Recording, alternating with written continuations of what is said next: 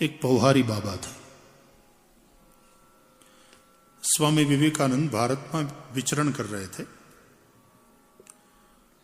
तो विचरण में घूमते घामते पौहारी बाबा के आश्रम में गए, संत के आश्रम में गए, एक साधु के आश्रम में गए। तो साधु ने यह कहानी सुनाया कि एक पौहारी बाबा थे और एक बार उनके आश्रम में एक चोर गया। तो रात के समय में उसने सारी चीजें इकट्ठा किया आश्रम से और एक थैले में भरा, बर्तन वर्तन सब लेकर के, और जैसे ही वजनदार हो गया थैला तो जोर लगाकर करके कांधे पर उठाया तो बर्तन की आवाज निकली।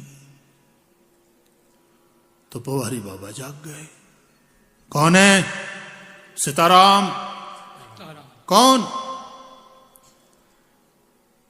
तो चोर डर गया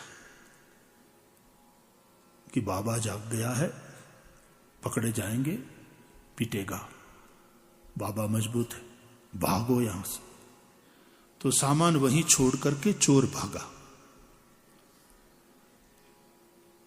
अब थोड़ी देर जैसे ही वो थोड़ा धीरे धीरे चलने लगा तो पीछे से आवाज आई उसी महात्मा की, अरे रुक जा, कहां भागा जा रहा है, रुक जा।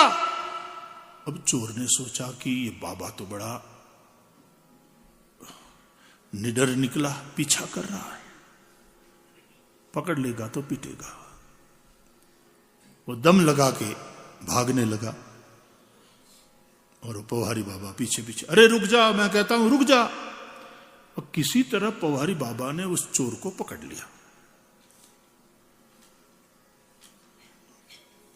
चोर कहने लगा, बाबा जाने दे, अब कभी तेरे आश्रम में चोरी करने नहीं आऊंगा, कभी ऐसी गलती नहीं करूंगा, बाबा मुझे छोड़ दे, मुझे जाने दे। तो पौहारी बाबा ने कहा, जा कहां रहा है यार, कुछ तू लेने आया था, ये सामान तो लेके जा। तो वो जो थैला था वो कंधे पर डाल करके पीछे पीछे भागे कि लगता है इन चीजों की जरूरत मेरे से तुझे ज्यादा है कि इतनी आधी रात गए तू आया और सब इकट्ठा किया, मुझे कोई इतनी ज्यादा इसकी आवश्यकता नहीं, जा ले जा। कह करके पौहारी बाबा सांस फूल गई थी, सीताराम सीताराम करके वापस चल दिए। वो चोर भौचक्का सा खड़ा रहा, देखता रहा बाबा को। कमाल है, साधु ऐसे भी होते। सामान को वहीं छोड़कर वो चोर भी भागा पीछे पीछे। बाबा ठहर जा, बाबा ठहर जा।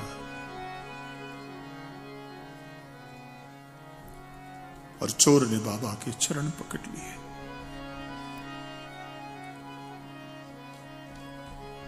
बाबा आज से ये सब बंद, बाबा अपनी शरण में मुझे ले लो।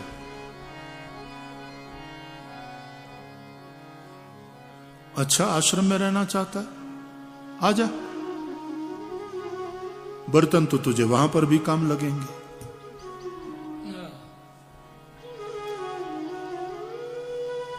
जा ले आ, बर्तन के साथ साथ आश्रम भी तेरा, वहां रह लेना। बोले फिर उस चोर का ऐसा हृदय परिवर्तन हुआ स्वामी विवेकानंद कि वो चोर साधु बन गया। वो लोहा कंचन करे और ये करे आप समान। तो स्वामी विवेकानंद ने पूछा कथा सुनाने वाले साधु से कि आपको पौहारी बाबा की ये कथा कैसे पता? आंख में आंसू के साथ वो साधु बोला कि वो चोर मैं ही हूं।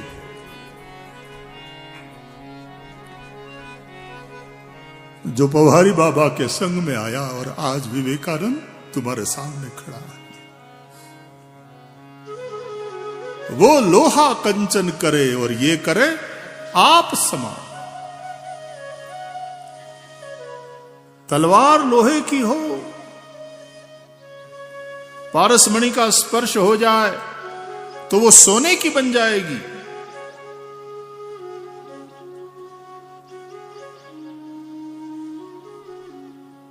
लेकिन तीन चीजें तो नहीं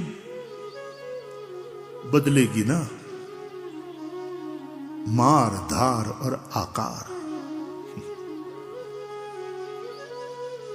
उसका आकार नहीं बदलेगा, उसकी तेज धार, उसका स्वभाव नहीं बदलेगा। और मारना, उसका कर्म नहीं बदलेगा। न कर्म बदलेगा, न स्वभाव बदलेगा, न आकार बदलेगा। जबकि साधु के संग में कोई जब साधु बन जाता है, आकृति पूरी बदल जाती है साहब। ऐसी सात्विक मूर्ति बन जाता है, देखते ही सिर झुक जाता है। उसके सन्निधि में परम शांति का अनुभव होता है। स्वभाव बदल जाता है। कहते हैं वैसे पुरुष और प्रकृति साथ साथ ही जाते हैं, लेकिन साधु के संग में जो आ गया, स्वभाव बदल जाता है। अरे कई महापुरुषों को सुनने वाले मैंने संतों को, ऐसे वैष्णवों को देखा है जिनके मुख से मैंने कथा सुनी है कि भाई श्री मेरा जीवन बिल्कुल अलग था। ऐसी कौन सी बुराई थी जो मुझ में नहीं थी। मैं उसको देख रहा था, उसके ललाट में तिलक था, आकृति में एक सौम्यता थी, हाथ में माला थी, बेरखा जप चल रहा था। और फिर उसने मुझे अपनी कहानी बताई, जैसे उस साधु ने स्वामी विवेकानंद को कहानी बताई थी कि पूज्य डोंगरे जी महाराज की कथा सुनकर किस तरह से उसके जीवन में परिवर्तन हुआ। एकदम नास्तिक किस्म का मैं आदमी, बल्कि साधु संतों को देखकर मेरे मन में एक घृणा का भाव।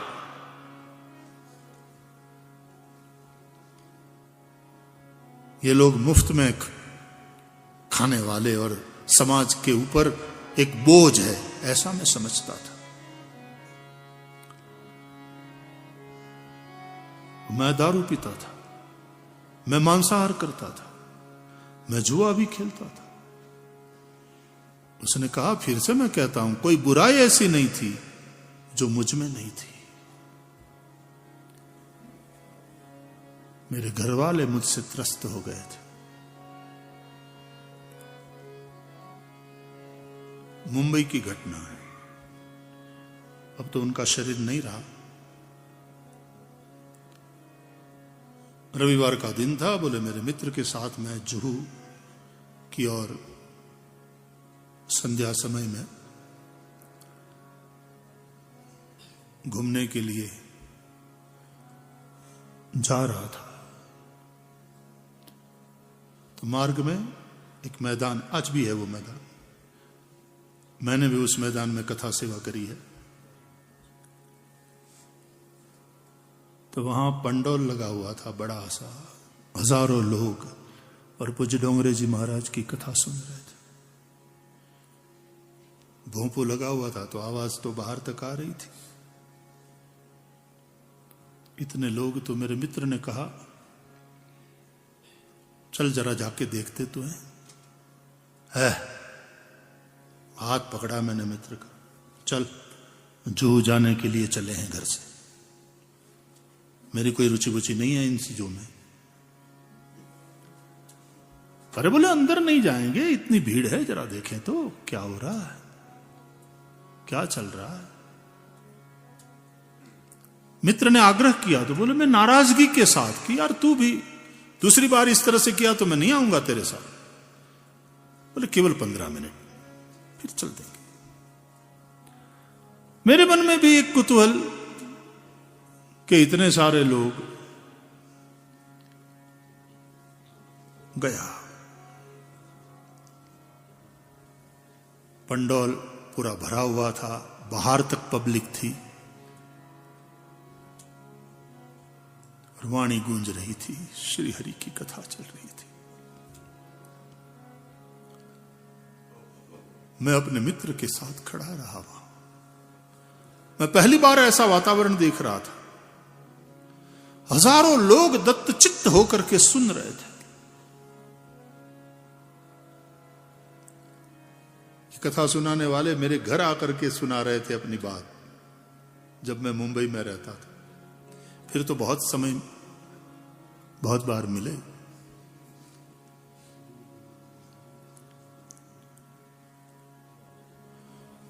खड़े थे, बोले यूं हाथ बंधे हुए देख रहा था मैं। वाणी कान में जा रही थी। 15 मिनट हो गए तो मेरे मित्र ने घड़ी दिखाई, चलते हैं जुहू चौपाटी। तो मैंने इशारा किया। थोड़ी देर के बाद रुक। तो मित्र ने कहा ठीक है, मुझे तो कोई आपत्ति ही नहीं है।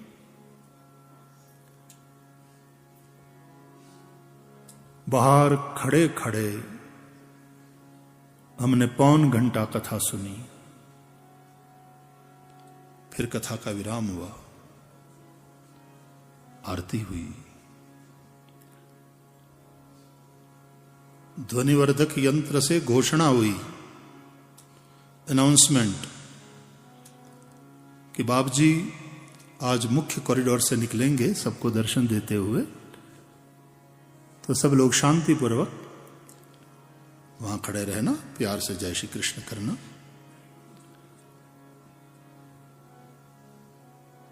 कथा पूरी हो गई तो मित्र ने कहा चलो जुहू। लेकिन ये घोषणा हो गई थी तो हम तो एकदम लास्ट में थे, और उन दिनों में ये टीवी स्क्रीन और इतने बड़े बड़े वो स्क्रीन वगैरह तो थे नहीं। तो मन में कुतूहल हुआ कि अच्छा यहीं से निकलने वाले हैं, चलो उनको जरा देखें तो सही।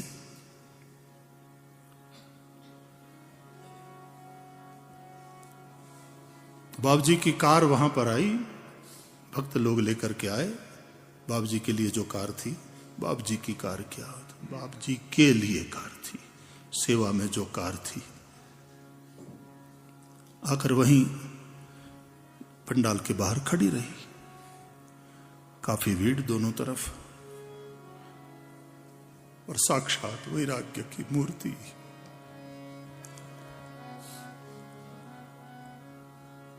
सात्विकता, भजन का प्रभाव। यूं हाथ जोड़े, हाथ में माला और नीचे ही देखते हुए, और सब लोग जय श्री कृष्ण जय श्री कृष्ण, कोई संकीर्तन कर रहा है।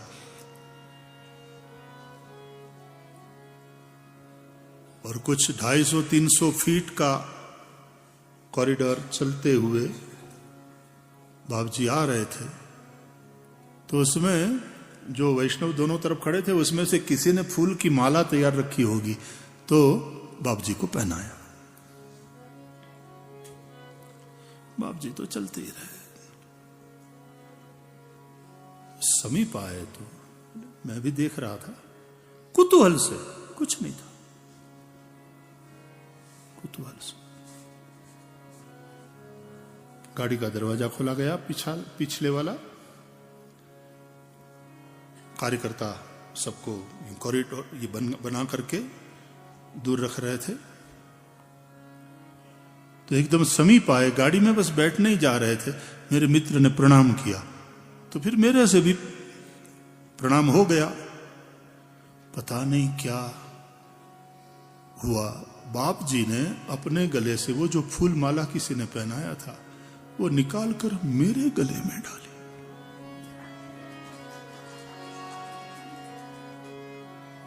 बस फिर जो हुआ सो हुआ। गाड़ी तो चली गई, लेकिन फिर मैं वहां से हट नहीं पाया। वहां बैठे बैठे रोता रहा।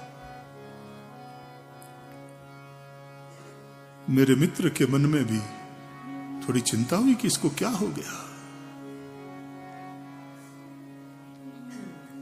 बोले मैं रोता रहा। बाबू जी के चरण जहां पड़े थे वहां से चरण रज लेकर के मैं अपने सिर पर, मेरे मित्र को आश्चर्य कि ये आदमी इतना भावुक।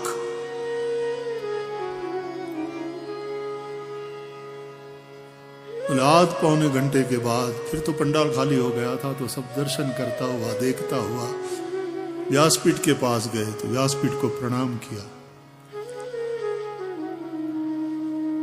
2 दिन की कथा बची थी, दूसरे दिन से मैंने कथा में जाना शुरू किया। 2 दिन की कथा सुनी, बस जीवन ने एक ऐसा मोड़ ले लिया।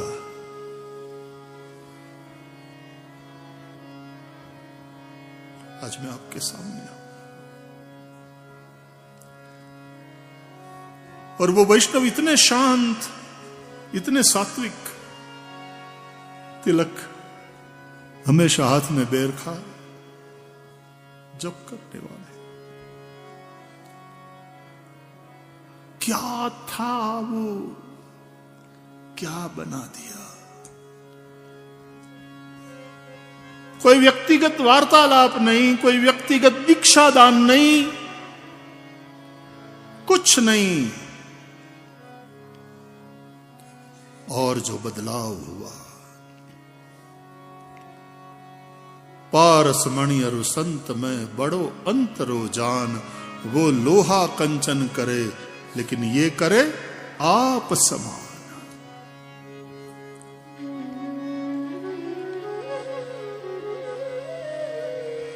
दुर्लभ महापुरुष का संग है, दुर्लभ भगवान नहीं है, वो तो सर्वत्र है, सर्वदा है।